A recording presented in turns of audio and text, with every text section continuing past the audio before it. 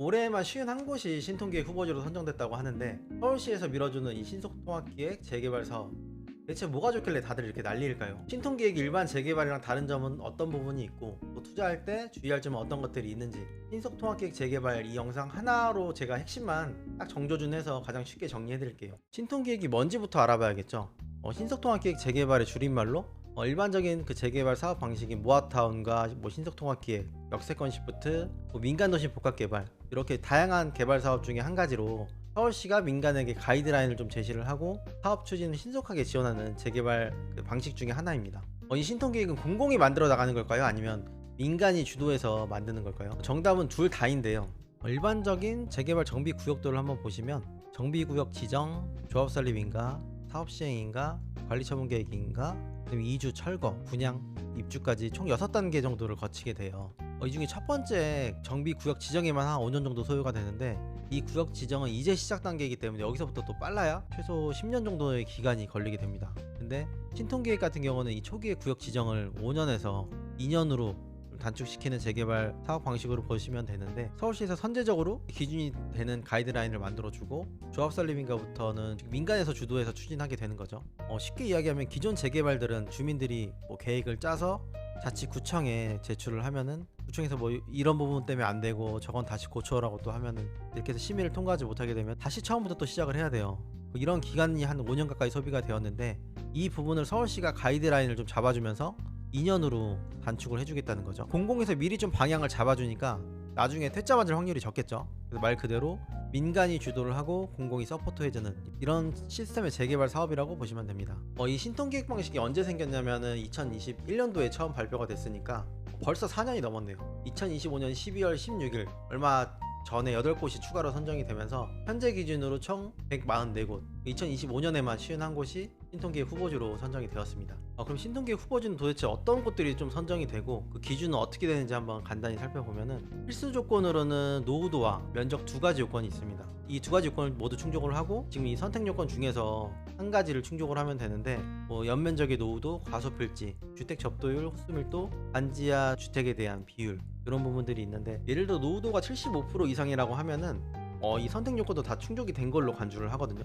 그리고 필수 요건인 이 30년 기준 노후도 60% 이상이 되는 구역이라면 대부분의 이 선택 요건도 충족이 되기 때문에 개인적으로 노후도가 가장 중요해 보입니다. 그리고 구역 지정 요청에는 토지 등 소유자 프로의 동의율이 필요하고, 조합 설립인가 단계에서는 총 75%의 동의율이 필요한데, 이 조합 설립 단계가 지금 현재는 70% 완화되는 걸로 논의 중에 있는 상태입니다. 그리고 주의하셔야 할 게, 찬성 동의율이 아무리 높더라도 반대 동의율이 15% 이상, 반대파가 한 15% 이상 반대 접수를 하면은 후보지 선정이 어렵다는 점을 꼭 명심을 하셔야 돼요. 왜냐면 그 전에 다른 구역들 사례도 있었기 때문에 이 부분 꼭 체크를 하셔야 됩니다. 그럼 다들 왜 이렇게 신통기획 이렇게 하는지, 장점을 두 가지로 크게 보면은, 첫 번째는 이름 그대로 신속한 속도예요. 기존 재개발은 너무 오래 걸린다는 게 가장 큰 문제였죠. 빠르면 10년, 늦어지면 15년, 20년까지도 걸리는 경우들이 있어서, 신통기획 같은 경우는 초반에 정부에서 가이드라인을 제시를 해주고 개입함으로 인해서 시간 단축이 가능합니다. 두 번째로, 원래 재개발 사업에서 건축 부분과 교통 부분, 환경 이렇게 따로따로 개별 심의를 거쳐야 하거든요. 근데 신통기획 같은 경우는 통합 심의로 해서 한 번에 심의를 거치기 때문에 절차가 간소화되기도 하고, 그만큼 의사결정도 빨라지고 불확실성도 줄어들게 되겠죠. 그리고 신통기획 시즌2를 올해 9월에 발표를 하였는데, 정비사업 기간을 최대 6년 정도 단축을 해주고, 많이들 선호하시는 이런 한강벨트 지역에 2031년까지 9만 가구, 전체로는 총 31만 호의 착공에 집중하겠다고 밝혔습니다. 그렇다고 해서 신통기획이 이렇게 장점만 있는 건 아니겠죠. 주의할 점은 좀 짚어드릴 건데요.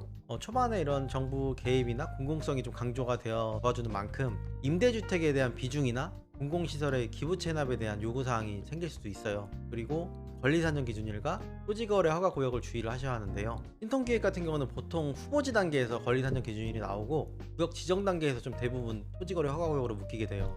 권리산정 기준일 다음 날까지 준공이 나지 않은 신축 빌라나 이런 물건의 경우는 입주권이 나오지 않는 현금청산 대상이 될 수도 있기 때문에 꼭 확인을 해보셔야 하고요. 비슷한 방식인 모아타운의 경우는 권리산정 기준일까지 착공 신고만 득하면 돼요. 그리고 조합 설립인가 전에 소유권 가져오면은 입주권이 나오기 때문에 이 부분에서는 신통기획이 조금 더 요건이 까다롭다고 볼 수가 있겠죠. 다음으로 토지거래 허가구역으로 묶인다는 게 무슨 뜻이냐면은, 매매는 가능한데 나라의 허가를 받아야 하기 때문에 좀 아무나 살 수 없다는 뜻이에요. 그러니까 토지거래 허가구역에서 매수자는 아래 4가지 요건을 좀 꼭 갖추셔야 하는데, 첫 번째로는 무주택자 요건으로 만약에 집을 보유하고 있다고 하면 그 기존 주택을 처분하는 조건으로는 매수가 가능합니다. 그리고 두 번째는 실거주 의무가 있어요. 최소 2년 동안은 실제로 거주를 해야 되기 때문에 전세 끼고 하는 이런 갭 투자가 불가하겠죠. 그리고 세 번째로는 계약일로부터 3개월 이내에 잔금을 하고 6개월 이내에 입주를 하셔야 해요. 마지막으로 임대사업자의 경우는 아까 그 갭 투자가 안 된다고 했었는데 그 부분이 좀 예외가 되기 때문에 실거주 의무가 없어서 임대사업자를 내시고 전세 끼고 매수하시는 거는 가능해요. 그래서 만약에 이런 리스크가 좀 있는 지역에 매매 계약을 앞두고 계신다면은 토지거래 허가를 득하지 못했을 때는 불허가 이렇게 나면 계약을 취소하고 계약금을 반환해 주기로 한다는 이런 특약 한 줄만 넣으셔도 나중에 안전하게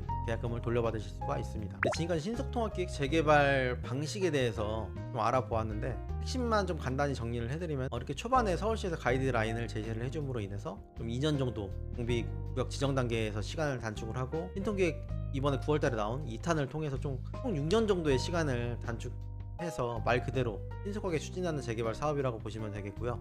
2025년에만 총 51곳이 선정이 되면서 144곳이 후보지로 지금 선정이 되었습니다. 신통기획은 서울시의 지원을 받아서 속도가 생명인 재개발 시장에서는 정말 매력적인 카드로 볼 수 있겠죠. 신통기획은 빠른 재개발로 주목을 받고는 있지만 권리산정일 이슈나 이런 토지거래 허가구역으로 묶이는 등의 필수적으로 체크해 보셔야 되는 부분들이 있기 때문에 꼭 부동산 투자를 이렇게 하고 알아보실 때는 최소한의 공부는 꼭 하셨으면 좋겠습니다. 오늘 영상이 좀 도움이 되셨다면 구독 꼭 부탁드리고, 다음번에는 모아타운과 역세권 활성화 재개발, 또 민간도시 복합 재개발 사업 등 다른 재개발 사업에 대해서도 좀 쉽게 설명을 해드려 볼게요.